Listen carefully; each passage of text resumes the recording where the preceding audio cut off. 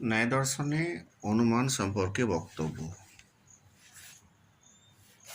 এটা তোমাদের semester 1-এর unit 1-এর last topic বা লাস্ট অধ্যায়।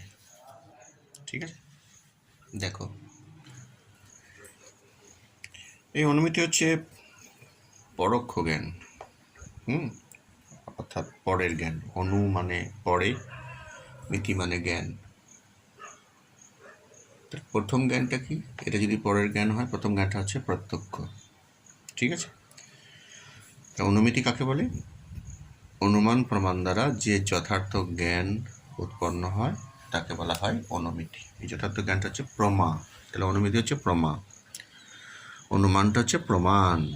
বুঝতে পেরেছ? তাহলে অনুমানের সাহায্যে যে জ্ঞান হয় সেটাকে হচ্ছে অনুমিতি বলা হচ্ছে। অন্যভাবে যদি আমি বলি, আর এই অনুমিতির মূল ভিত্তি কি? না ব্যাপ্তি জ্ঞান। ব্যাপ্তি জ্ঞান হলো অনুমিতির ভিত্তি। ব্যাপ্তি জ্ঞান কাকে বলে? যেখানে যেখানে ধুম সেখানে সেখানে বন্যি। অর্থাৎ হেতু ও সাধ্যের যে সাহচর্যের জ্ঞান তাকে বলা হয় ব্যাপ্তি। এখন দেখা যাচ্ছে যে ব্যাপ্তি স্মরণ ও পক্ষতা ধর্ম পক্ষধর্মতা জ্ঞান হলেও, পক্ষধর্মতা জ্ঞান মানে পর্বতে যে ধূম আছে, অর্থাৎ পক্ষে যে হেতু আছে, এই জ্ঞানটাকেই বলে পক্ষধর্মতা জ্ঞান। অন্যভাবে বলতে গেলে পর্বতে যে ধূম আছে একেই বলে পক্ষধর্মতা জ্ঞান। তো ব্যাপ্তি স্মরণ ও পক্ষধর্মতা জ্ঞান হলেও অনুমিতি কিন্তু নাও হতে পারে, অনুমিতি হয় না। তাহলে কী জন্য? তার জন্য কি দরকার অনুমিতি হতে গেলে? না পরামর্শজন্যম জ্ঞানম অনুমিতি। পরামর্শজন্যম জ্ঞানম অনুমিতি, এর মানে হচ্ছে পরামর্শ থেকে যে জ্ঞান উৎপন্ন হয় তাই হলো অনুমিতি। ঠিক আছে, পরামর্শ থেকে যে জ্ঞান উৎপন্ন হয় তাকে বলা হয় অনুমিতি। অনুমিতির করণ সম্পর্কে বলা হয়েছে প্রাচীন মত আর নব্য মত আছে। আমরা দেখেছি ন্যায় দর্শনের দুটি ভাগ, একটি প্রাচীন ন্যায় বা প্রাচীন মত, আর হচ্ছে নব্য ন্যায়। তো এই অনুমিতির করণ, অর্থাৎ করণ কাকে বলে? না প্রাচীন নৈয়ায়িকগণ মনে করে যে কার্য উৎপত্তির অব্যবহিত পূর্বক্ষণে যে ঘটনাটি উপস্থিত থাকে সেই ঘটনাটি ওই কার্যের করণ হয়। আবার বলছি, কার্য উৎপত্তির অব্যবহিত পূর্বক্ষণে যে ঘটনাটি উপস্থিত থাকে সেই ঘটনাটি ওই কার্যের করণ হয়। বুঝতে পেরেছ? তো প্রাচীন মতে পরামর্শ জ্ঞান হচ্ছে অনুমিতির করণ, আর নব্য ন্যায় মতে ব্যাপ্তি জ্ঞান হলো অনুমিতির করণ। ঠিক আছে, এই চ্যাপ্টারটা তোমাদের এবং প্রচুর প্রশ্ন কিন্তু এখানে আছে। ঠিক আছে, যাই হোক, আমি সংক্ষেপে যতটা পেরেছি আলোচনা করেছি। বেশি ডিটেলসে তোমাদের হয়তো জানা সম্ভব নয় এই স্বল্প সময়ে। যাই হোক, এরপরে যেটা বলছি তোমাদের আছে, এই চ্যাপ্টারে 3টে সাব টপিক আছে। বুঝতে পেরে তো? ন্যায় দর্শনে অনুমান সম্পর্কে বক্তব্য 3টে সাব টপিক আছে। প্রথমে বলছে অনুমিতির ধারণা, তারপর বলছে পক্ষ সাধ্য হেতুর ধারণা। পক্ষ, কোনো পর্বতে ধূম প্রত্যক্ষ করে, ধূম মানে ধোঁয়া, প্রত্যক্ষ করে যখন সেই পর্বতে বন্যী আছে বলে অনুমান করা হয়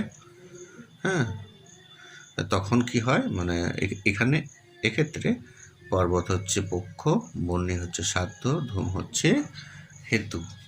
ঠিক আছে, বেশ। অর্থাৎ যে স্থানে হচ্ছে বা যেখানে সাধ্যের উপস্থিতি সম্পর্কে সন্দেহ থাকে সেই অধিকরণকে বলা হয় পক্ষ হলো। আর সাধ্য কি? সাধ্য এখানে বন্যী বলছে, কিন্তু সাধ্য কাকে বলে যদি বলা হয়, তাহলে কি বলতে হবে? যে কোনো অনুমানে, হ্যাঁ, যে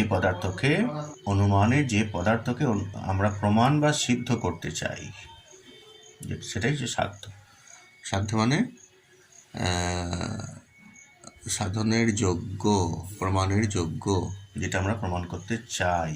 বুঝতে পারছো? কোনো অনুমানে যে পদার্থকে আমরা প্রমাণ বা সিদ্ধ করতে চাই কি বলা হয়? সাধ্য। সিদ্ধ মানে প্রমাণ হয়ে গেছে, প্রমাণিত হয়ে গেছে। সাধ্য মানে এখনো কিন্তু প্রমাণিত হয়নি। আচ্ছা, আর হেতু কাকে বলে? এখানে এই উদাহরণে, উক্ত উদাহরণে হেতু হচ্ছে ধূম বা ধোঁয়া। এই হেতু বলছে যে কোনো স্থান বা অধিকরণে যাকে প্রত্যক্ষ করে, হ্যাঁ, যাকে প্রত্যক্ষ করে ওই অধিকরণে সাধ্য আছে বলে অনুমান করা হয়। যেমন ধর পর্বতে, কি দেখে বলছি না, ধোঁয়া দেখে আমি অনুমান করছি যে ওই পর্বতে বন্যী আছে। ধোঁয়া দেখে বলছি, যাকে প্রত্যক্ষ করে ওই অধিকরণের সাধ্য আছে বলে অনুমান করা হয় তাকে হেতু বলে। এখানে তো ধোঁয়া হচ্ছে হেতু। বেশ, এরপরে দেখো, এরপরে যেটা তোমাদের টপিক আছে সেটা হচ্ছে ব্যাপ্তির স্বরূপ বা ব্যাপ্তিজ্ঞানের স্বরূপ। ব্যাপ্তিজ্ঞান কাকে বলে সেটা আমরা আগেই বলেছি, যে যেখানে যেখানে ধূম সেখানে সেখানে বন্যী, হ্যাঁ, হেতু সাধ্যের যে সাহচর্যের জ্ঞান তাকে বলা হচ্ছে ব্যাপ্তি। এখন হচ্ছে ব্যাপ্তির প্রকারভেদ। কয় প্রকার ব্যাপ্তি? ব্যাপ্তি হচ্ছে সমব্যাপ্তি একটা আছে, দুটি সমব্যাপক পদার্থের মধ্যে যে ব্যাপ্তি সম্বন্ধ তাকে বলা হয় সমব্যাপ্তি। হ্যাঁ, আর বিষমব্যাপ্তি হচ্ছে বা অসমব্যাপ্তি হচ্ছে দুটি অসমব্যাপক পদার্থের মধ্যে যে ব্যাপ্তি সম্বন্ধ তাকে বিষমব্যাপ্তি বলা হয়। উদাহরণ দেখো, একটু বুঝিয়ে দিচ্ছি আমি। সকল মানুষ হয় বিচার বুদ্ধি সম্পন্ন জীব। এখানে মানুষ পদটা আর বিচার বুদ্ধি সম্পন্ন পদ, বিচার বুদ্ধি সম্পন্ন জীব, মানুষ আর বিচার বুদ্ধি সম্পন্ন জীব, এই দুটোই কিন্তু সমান। হ্যাঁ, অর্থাৎ বিচার বুদ্ধি, এটা যদি ঘুরিয়ে লেখা হয় যে সকল বিচার বুদ্ধি সম্পন্ন জীব হয় মানুষ, অর্থাৎ মানুষ আর বিচার বুদ্ধি সম্পন্ন জীবের বিস্তৃতি বা ব্যাপকতা কিন্তু সমান। মানুষ মানেই বিচার বুদ্ধি সম্পন্ন জীব, বিচার বুদ্ধি সম্পন্ন জীব মানেই মানুষ। বুঝতে পারছো ব্যাপারটা? এটা হচ্ছে সমব্যাপক বা সমব্যাপ্তি। আর অসম বা বিষম ব্যাপ্তিটা কীরকম? সকল ধূমায়মান বস্তু হয় বহ্নিমান, অর্থাৎ সকল ধূমবান বস্তু হয় বহ্নিমান। অর্থাৎ যেখানে ধূম দেখি আমরা সেখানেই আগুন আছে, কিন্তু এটা উল্টো করে আমরা কিন্তু লিখতে পারবো না যে যেখানে বহ্নি আছে বা আগুন আছে সেখানে ধূম আছে, সেটা কিন্তু নাও হতে পারে কিন্তু। বুঝতে পারছো? অর্থাৎ ধূমায়মান মানে বহ্নিমান, এটা পুরোপুরি এদের বিস্তৃতি বা ব্যাপকতা কিন্তু সমান নয়। কোনো কোনো ক্ষেত্রে আমরা দেখি যে বহ্নি আছে অথচ কিন্তু ধোঁয়া নেই, যেমন তপ্ত অগ্নিপিণ্ড, হ্যাঁ, বা এরকম কয়েকটি উদাহরণ আমরা দেখি যেখানে কিন্তু গনগনে আগুন থাকে কিন্তু ধোঁয়া থাকে না, কিন্তু ধোঁয়া থাকলে কিন্তু আগুন থাকবে। তাহলে সকল ধূমায়মান বা ধূমবান বস্তু হয় বহ্নিমান, এটা কিন্তু সমব্যাপ্তি হলো না, বিষমব্যাপ্তি হলো। এদের বিস্তৃতি বা ব্যাপকতা এই দুটো পদের সমান নয়। ঠিক আছে? এছাড়াও ব্যাপ্তির প্রকারভেদ করা হচ্ছে প্রয়োজনের দিক থেকে, হ্যাঁ, স্বার্থানুমিতি পরার্থানুমিতি, স্বার্থানুমান পরার্থানুমান। স্ব মানে নিজের, অর্থ মানে বিষয়, অনুমিতি। বুঝতে পারছো? হ্যাঁ, নিজের প্রয়োজনে, হ্যাঁ, প্রয়োজন বা উদ্দেশ্য সাধনের দিক থেকে যখন নিজের প্রয়োজন, আর যখন অপরের প্রয়োজন, নিজের প্রয়োজন হচ্ছে স্বার্থানুমিতি, অপরের প্রয়োজন হচ্ছে পরার্থানুমিতি। নিজের সাধ্য সংশয় নিবৃত্তির জন্য যখন অনুমিতি করা হচ্ছে তখন হচ্ছে স্বার্থানুমিতি। হ্যাঁ, স্বার্থানুমিতির করণকে বলা হয় স্বার্থানুমান করণকে। হ্যাঁ, আর অপরের সাধ্য সংশয় নিবৃত্তির জন্য যে অনুমিতি করা হয় তাকে বলা হয় পরার্থানুমিতি। স্বার্থানুমিতির 3টে অবয়ব থাকে, পরার্থানুমিতির 5টি অবয়ব থাকে, তাই পরার্থানুমানকে পঞ্চ অবয়বী ন্যায় বলা হয়, পঞ্চাবয়বী ন্যায় বলা হয়। এছাড়া কার্যকারণ নীতির উপর ভিত্তি করেও মহর্ষি গৌতম অনুমানকে ভাগ করেছেন। হ্যাঁ, যে পূর্ববৎ অনুমান, আর শেষবৎ অনুমান, সামান্যতদিষ্ট অনুমান, যেগুলো সব অনুমানের ভিত্তি, অনুমান অর্থাৎ অনুমান বা অনুমিতির ভাগ এগুলো। হ্যাঁ, স্বার্থনুমিতি, পরার্থনুমিতি, এখানে হচ্ছে পূর্ববৎ অনুমান, শেষবৎ অনুমান। পূর্ববৎ হচ্ছে মানে আগেরটা দেখে পরেরটা অনুমান, মেঘ দেখেছি আমি অনুমান করছি বৃষ্টি হবে, অথবা নদী প্রচুর নদী পুকুর জলে ভরে গেছে, এই থেকে অনুমান করছি যে বিরাট বৃষ্টি হয়েছে, শেষ থেকে অনুমান করছি, পরেরটা দেখে অনুমান করছি। শেষবৎ, পূর্ববৎ মানে আগেরটা দেখে পরেরটা অনুমান করছি, সমানতদিষ্ট। যাই হোক, আর আরেকটি ভাগ আছে তোমাদেরকে বলে দিই, যে ব্যাপ্তি প্রতিষ্ঠার প্রক্রিয়ার দিক থেকে হয় কী কী, কেবল অন্যয় ব্যাপ্তি, হ্যাঁ, কেবল ব্যতিরেকী ব্যাপ্তি, আর অন্যয় ব্যতিরেকী ব্যাপ্তি। এটাও কিন্তু আবার ব্যাপ্তির প্রকারভেদ হয়ে গেল।